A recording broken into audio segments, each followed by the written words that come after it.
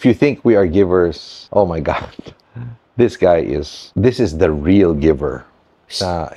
He will shame me and Maricel in what he gives away from what is given to him.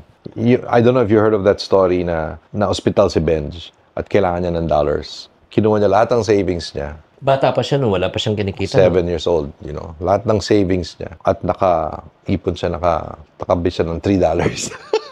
So, bibigay niya na sana kay Maricel, nalaman niya, pupunta pala kami ng Amerika, binigyan kami ng tickets ng isang airline. Oh my God, the family is gonna go!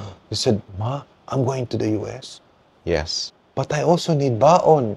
Right? So, magdadalawang isip siya, di ba? Sabi ni Maricel, God will bless you, Benj. Donnie, just binigay niya. Same day, that night, narinig ni Jamie Rivera, inabutan si Donnie ng $10.